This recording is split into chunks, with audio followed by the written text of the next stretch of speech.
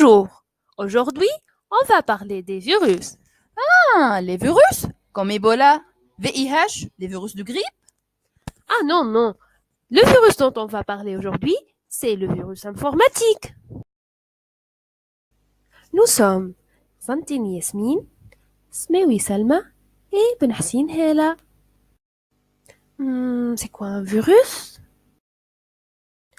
Un virus informatique est un programme écrit dans le but de se propager sournoisement et rapidement à d'autres ordinateurs. Il perturbe plus ou moins gravement le fonctionnement de l'ordinateur infecté.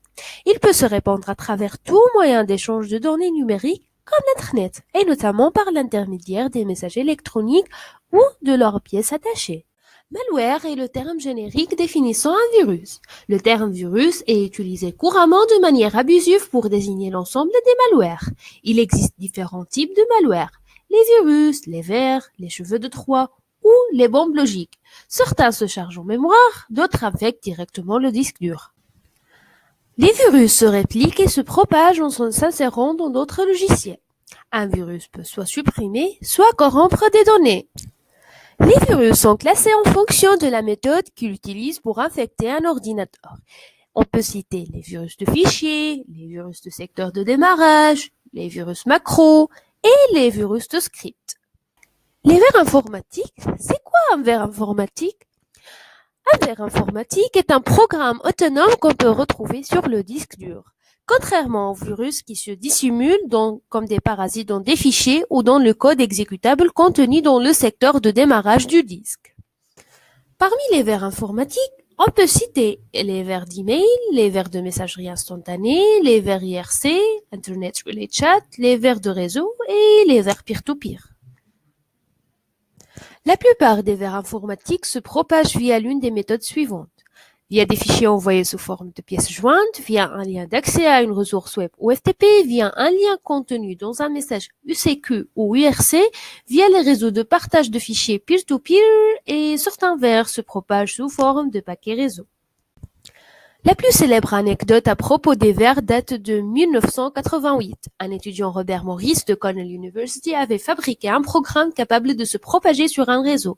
Il le lança et 8 heures après l'avoir lâché, celui-ci avait déjà infecté plusieurs milliers d'ordinateurs.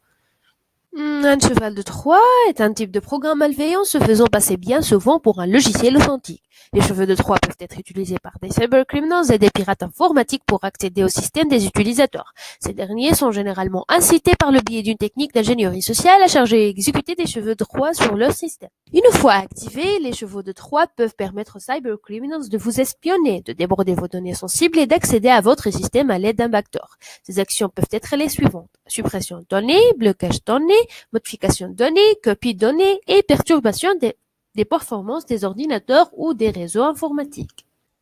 Contrairement aux virus et aux vers informatiques, les cheveux de Troie ne s'autorépliquent pas. Donc, comment se protéger des virus? Pour se protéger des virus, on doit installer un antivirus et faire des mises à jour régulièrement. Mais la protection n'est pas totale. Il y a toujours un risque. Généralement, le virus met son fichier caché de système. Donc, on peut utiliser l'outil Options des dossiers. Dans l'onglet Affichage, on choisit l'option Afficher les fichiers et les dossiers. Et pour voir réellement le type des fichiers, il faut décocher l'option Masquer les extensions des fichiers dont le type est connu. Il y a plusieurs indicateurs pour savoir si votre disque est infecté. Parmi eux, l'icône du flash disk a changé et l'existence d'un fichier système ajouté par un virus, qui est responsable de l'exécution du virus.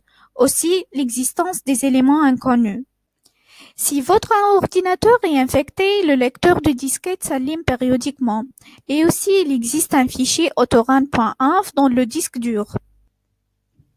Pour supprimer les virus du disque amovible, il faut afficher les fichiers et les dossiers cachés et afficher les extensions des fichiers, supprimer les fichiers que vous ne connaissez pas et ne jamais ouvrir un fichier inconnu. Et pour supprimer les virus d'un ordinateur, il faut afficher les fichiers et dossiers cachés, afficher les extensions des fichiers, détecter le nom du virus avec le gestionnaire des tâches et l'arrêter, déterminer son emplacement et le lieu de déclenchement, et puis supprimer le fichier virus. Created using Powtoon.